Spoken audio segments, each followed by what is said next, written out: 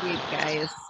Okay, well, let's dive right in and I'll start with announcements. I know it's Father's Day and a handful of people have stuff going on. So we'll probably have a lot of people catch the the recording, but a couple quick announcements. So announcement number one is that the next 2 weeks are going to be pre-recorded. So we won't have live calls. Next weekend I'm traveling, and then the following weekend is 4th of July weekend. And so those calls will be pre-recorded. So watch for those to get sent out. Summer Shed Challenge starts tomorrow. And so this is going to be fun. It's bingo style. We're going to do prizes every day, just like we did with the Spring Clean Out Challenge. It's going to be similar. There's going to be different things in each square, but it should be really fun. So if you want to play along, sign up. The link is in the Facebook group. I also sent it out on blast email on Friday. And so sign up because that way you can get the bingo card and you can get all of the notifications. But it's going to be really fun. So, and it's open to anyone. So if you have a friend who wants to play, invite them and send it to them. Tell them to join and shoot them the link. And then last and final announcement is we have some really cool things coming up, and one of just a little sneak peek secret is that Fitme is going to have a new logo and a new look here really, really soon. And so as we kind of step into our who we are and what we're about, and we know that better than we did, 3 or 4 years ago when we originally came up with the logo and colors, this is going to be really fun to kind of begin a new chapter. So anyways, we will actually be sharing that with everybody really soon. And we're going to make a couple videos to kind of just capture who we are and what we're about. And if you would like to participate in those videos, we want to put together almost like a video collage of just who we are in Fitme and what we're about and kind of what we were sick of, what we're working on, and why it matters to us. And so if you want to make a video like that and you don't mind sharing it, it would just be a short little clip because we're going to put it together like a collage. So you wouldn't have your whole video be on there. We'll just clip a piece of it. But if you would like to share that, if you'd be willing to do that, I would appreciate it so much. And you can just send it to me. You can email it to me. You could message it to me, however you want. But kind of, what made you start this journey for yourself? What were you sick of? What are you finding along the way, whether that's connection with people or things that you're doing for yourself that feel really good? What lessons are you learning? And, what is this? Why does it matter to you? If any portion of that you want to send to me, I would be so, so grateful. So look for that new stuff coming soon. And if you have some of our old, what's going to be our old, Fitme logo, then you have vintage Fitme stuff. And so you'll have the original stuff and are a part of our kind of founding start. So anyways, that's coming. And I think that's it for announcements. So let's dive in to topic for today. Topic for today is boundaries around around sugar and alcohol. And this is the season for that. I feel like it's always the season for boundaries around sugar. What's up, Jeremy? I see you creeping in the background. I feel like sugar is one of those ones where we pretend oh, this is the season where sugar's an issue, but it's actually always an issue because almost all of our holidays and occasions are tied to sugar. So we're always oh, it's Christmas, it's the sugar season, but then it's, Valentine's Day, then it's, Easter, and then it's Mother's Day, and then now it's almost 4th of July, and then it's summer, and then we get to the fall, and then all of a sudden it's Halloween, and then it's Thanksgiving, and then it's Christmas. So really sugar is kind of an ongoing thing. And that's why it's important to talk about boundaries with sugar, because it's not just this season, it's all of our seasons where we kind of have to think about this and what we want. It's similar with alcohol, but I think maybe seasonally, it just depends on the person. You might be someone that has a social life where it comes up all the time, or you might be someone who has enjoyed it for a long time, but you're I want to make some changes around it. Or you're somebody who it's seasonal and alcohol comes up seasonally for you, or maybe not at all. So the first thing that I want to say is that nobody is putting anything on you around sugar or alcohol. You actually don't have to do anything. if you are happy with the amount of sugar and or alcohol or soda or whatever you want, insert. I always like to say this. If you are happy with the amount of insert this that you are doing, then this doesn't apply to you. But if you're like, it's something that I'm aware of and I actually want to have like a really good way to feel good about it when I choose to consume it, and then really strong and confident boundaries when I don't want to, then this is going to be helpful. And the reason I say that is because sometimes we immediately think, well, I can't make any changes here because we feel like we are automatically a part of all of these occasions. So maybe this summer you already have an occasion every single week, which a lot of people do. A lot of people have weddings and vacations and holidays and travel. And you're like, well, there's nothing I can do about it. But even in the holidays, we feel like that. There's nothing I can do about it. So the very first thing we have to decide when we're going to talk about boundaries is that you actually can do something about it in the context of your real life and enjoy it. So what I mean by that is like not skip vacation or not skip girls' night or not skip whatever, but just decide what works for you. So the first thing that I'm going to say is sugar and alcohol are both inflammatory foods. This is not debatable. This is truth. Okay. So when we consume sugar or alcohol or both, our body has an inflammation response, and we tend to put on water weight from that. And so if you are somebody who potentially tracks your weight regularly and you're like, what happens if I drink for, have a fun day and I drink a lot of the day? You will likely see the scale go up for a couple days. That is not you gaining weight, potentially. It is just the inflammation / water from drinking all day. That's normal. And usually my rule of thumb is that it takes 3 days to clear that for every 1 day of shenanigans. And so again, not bad, just good to know, right? Like if you're like, why isn't it back to normal? And you're on day 2, because it takes longer than that. So if you potentially have 2 or 3 days in a row of shenanigans, it might take a week or 2 for you to feel like, okay, my body has cleared all that inflammation. Now, the other thing about sugar and alcohol, again, this is just science and we know this to be true, but I have to say it out loud. Both of these things are addictive. Right? Regardless of how we incorporate it into our life, it is true. Sugar's addictive and alcohol's addictive, which means they become habitual really quickly, and our brains are going to tell us that we want them. And again, it's not even necessarily something we need to attach guilt to. And I'm not talking about true on, needing support kind of drinking or sugar addiction. I'm talking about normal stuff. So if you're outside of that normal, obviously like addiction is its own category. So I don't mean that. I mean like the fact that we want more. I had Georgia's birthday yesterday, so we had way more sugar than normal. We had cake, we had ice cream, and today sugar is on the brain because that's how the brain works. Yesterday was awesome. I had too much sugar. I actually felt kind of sick from it, but my brain still thinks it wants sugar today. That's what I'm talking about. So knowing that we potentially have all of these occasions that are going to come up all year round, that we get to decide for ourselves what works for us, knowing that these things, both sugar and alcohol, tend to make us want more, and they are inflammatory foods and probably will slow down our progress or at least impact how we feel. Now we're in this place where we're like, okay, we need to decide what works for us and when. And so I think potentially some of the first boundaries that work for both are deciding which things you really enjoy and which things you don't. And so sometimes we just have things because they're in front of us. But one of the very first boundaries you can put in place is just deciding if it's not awesome, if you're not going to enjoy it because it's not really that great, then just don't consume it. And so maybe you order a cocktail at a restaurant and it comes out and it doesn't taste good. Don't drink it.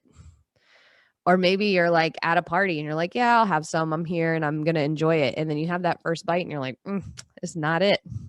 This cake I thought was going to be awesome and it's just not that great. And so you decide I'm not going to have it.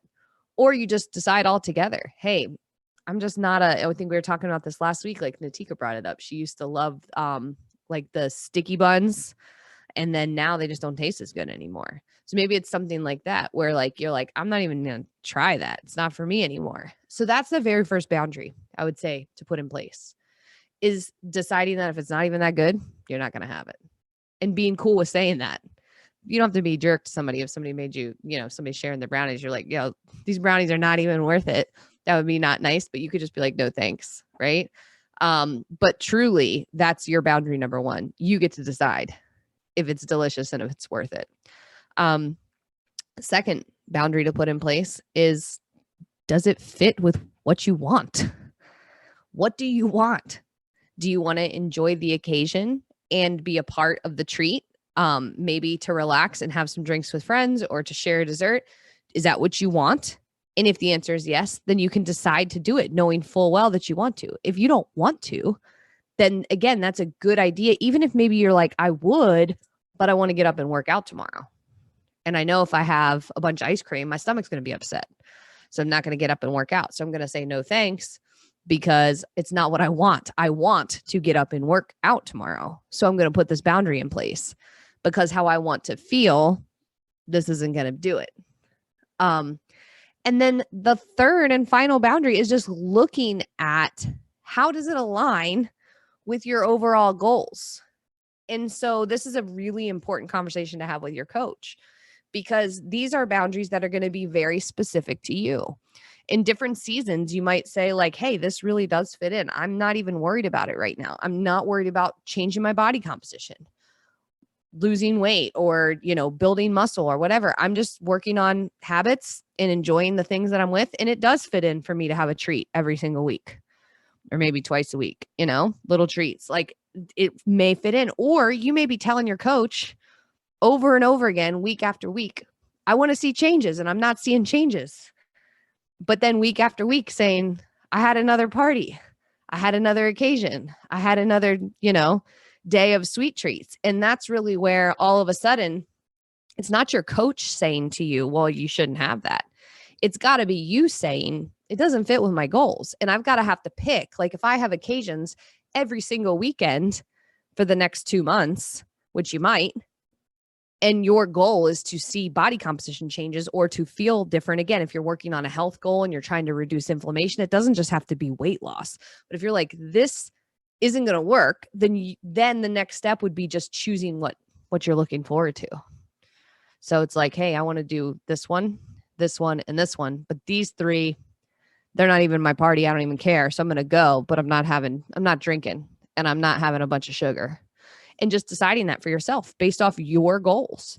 But the reason I say it's a good conversation to have with a coach is you may not be sure. You may not be sure exactly how much it does fit in. Does it work? Also, you may be being too strict on yourself. It can go both ways. You might be letting too much party in, or you may think, I can't ever have anything.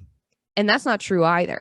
And so that's why it's a good conversation to have with your coach around boundaries and what is working for you. So again, let me just review a couple of these boundaries, because we came up with 3 essentially.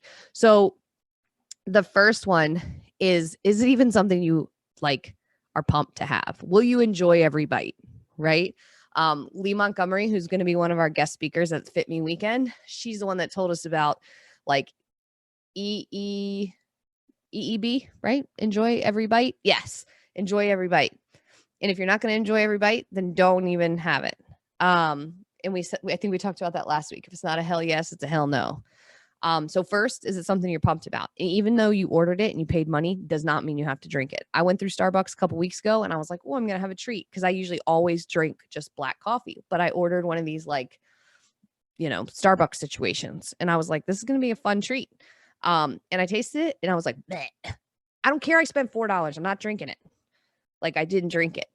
And you can do that too. You can just decide it's not even worth it. Second boundary. So the first is, do you like it? And then the second is, how do you want to feel? Ask yourself that question. And we're talking like short term. How do you want to feel today, tomorrow, the next couple of days? Do you want the trade-off? And the answer can be yes. The answer can be, I want to be with this people. I want to do this, and it's going to be awesome. Or you can say, I don't want to feel like that. I don't want to have 4 days feeling inflamed. Or you could say, I don't want to miss this thing. Yesterday, that was a perfect one for me. No universe. I'm not having birthday cake with my daughter turning 3. Totally worth it. Today, guess what? In the gym, my joints hurt because dairy sucks for me. And I had a bunch of ice cream and sugar and my joints hurt today. It's a trade-off. I was okay with that for today, but I'm not going to be okay with that next weekend. It's not worth it. So how do you want to feel in the short term? And then third, around your boundaries is, how does it fit in with what you want in the long term? And then you get to decide, are these occasions in which I want to have alcohol and sugar, or are they not? Knowing again that alcohol and sugar are inflammatory, that they have a potential to like make our brain want more, and it can be tricky when they show up all the time, and that we are going to have endless seasons that they present themselves. It's not just this like back to back to back time.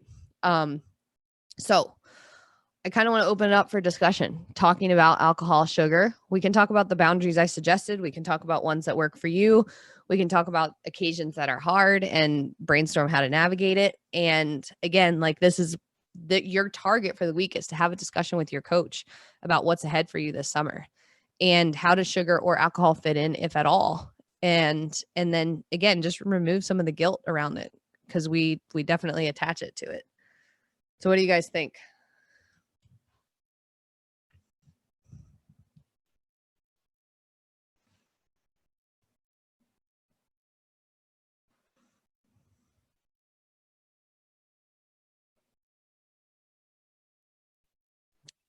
Everybody's quiet because we all drinking right now because it's Father's Day. Everybody set down your drink. Natika! I like it though. I like like it's okay if that was even true. Melanie already showed us her drink. I'm not getting a walk with mine. Oh, I love it. Hi, Steve. Hello. What's up? Mr. Natika. Hey. Hello. Sir. Anybody thoughts or questions? It was a good reminder for me to remember that there's a trade-off. Like in my, like having the like hell yes, hell no is something that's, a language in our house. And so, oh, my girls are obsessed with this child. Get your hand off his actual face. But understanding, like, if I'm going to make this choice, it's not just about like, yes or no, do I want it in this moment, but do I want this for the next 3 days? Stop. Mm-hmm. And that's helpful, like, context for my brain to sit in.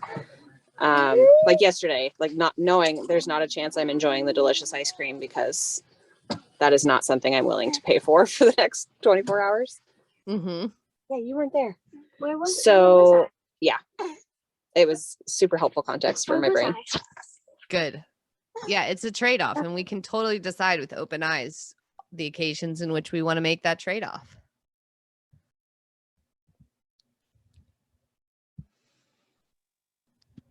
Hi. Hey, Melanie. Hey. So cute. You're like, so me. So yesterday we had my son's birthday party, and I didn't have any cupcakes. We had grocery store cupcakes. For me, that's just something I can, get anytime, anywhere. Doesn't matter. Every grocery store has a bakery. So I didn't have one. I still enjoyed the party. We still had a blast, but that was for me just not something I was willing to waste calories on. Yeah. Waste sugar on, because I'm sure I could have found something else in my house later on, and I probably did if I think about it. No, I love that. It's a perfect example. It's a perfect one to share, because I also had a birthday party yesterday and decided to have it because I was pumped about it. And you had a birthday party and decided not to have it because you didn't care. Like, you weren't pumped about those cupcakes. It just didn't matter. Yeah. And you were like, I'm having a fun time at the party and I don't need to have these. Now, if we were having tiramisu or something like that, sure, let's get on it.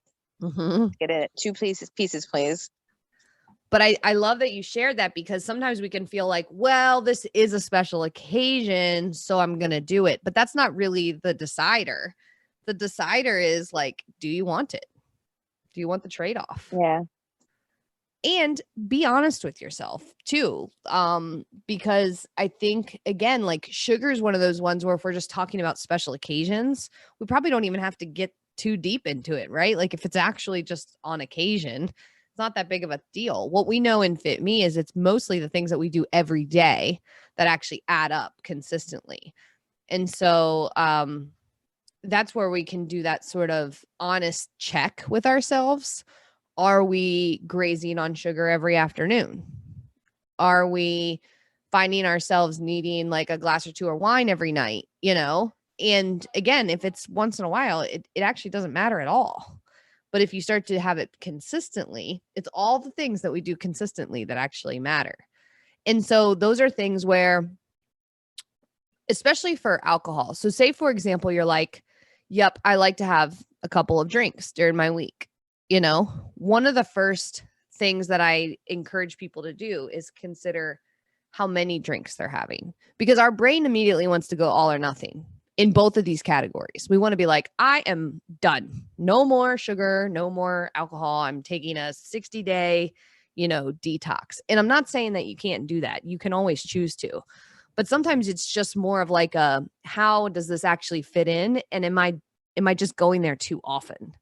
And one of the things that I like to suggest with drinks is how many drinks are you having per week? So say, for example, you are someone who has a glass of wine every night. That's 7 drinks. What if you cut it in half? What if you just got it down to 4? It's not like you can't have any, but what if we get down to 4? And that becomes like, yep, I can have 4 drinks a week. That works for me. I have 2, Friday night, and I have 2 this other night. That works for me. You went from 7 to 4.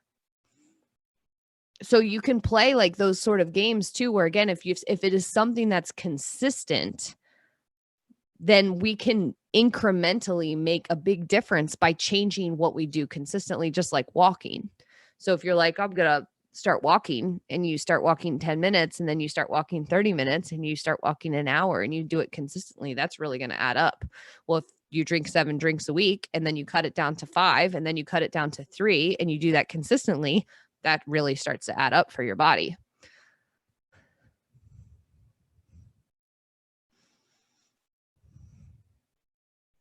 Thoughts? Anybody else? That's really good math over the course of a year. Heck yeah.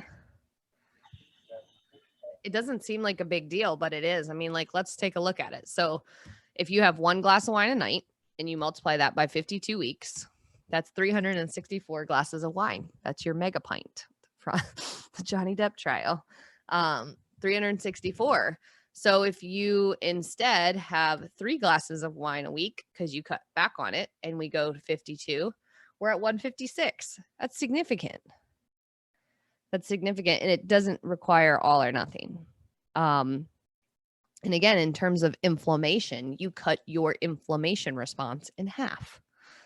I don't know if this is officially scientifically true, but this is the way it's been taught to me in the nutrition space, which does seem to make sense, which is our body and all of our, metabolic processes, digestion, fat burning, recovery, restoring our brain, all of those things. It's almost like everybody's driving down this road of our metabolism doing stuff. Well, when we drink alcohol, it's like an ambulance gets on the road and everybody else pulls over. Our body processes the alcohol first, and all the other processes slow down. And so digestion slows down, fat burning slows down, recovery slows down. If you have an Oura ring or a Whoop, you can just kind of test this for yourself and see how your recovery changes during, if you have a night where you have a couple drinks. Just see. No judgment. Just look and see what's the quality of your sleep. And then you can see a visual example of this. And then you can also test what happens if I have sugar plus alcohol, the combo, the strawberry daiquiri situation. Like that kind of thing will impact your body more than just one or the other. So without I guess your task this week is just to think about what's ahead for you. You probably have some stuff coming up this summer, and have a conversation with your coach about sugar and alcohol. What are your boundaries around it? And start small and then build confidence there. And if you need help with it, then reach out, because there's zero judgment in this space, because everybody's kind of had that in their life before. But be honest with yourself. If it's a daily thing, it is impacting you. And so figure out how you can cut back that impact and shift it to what you need. Any other thoughts or final questions?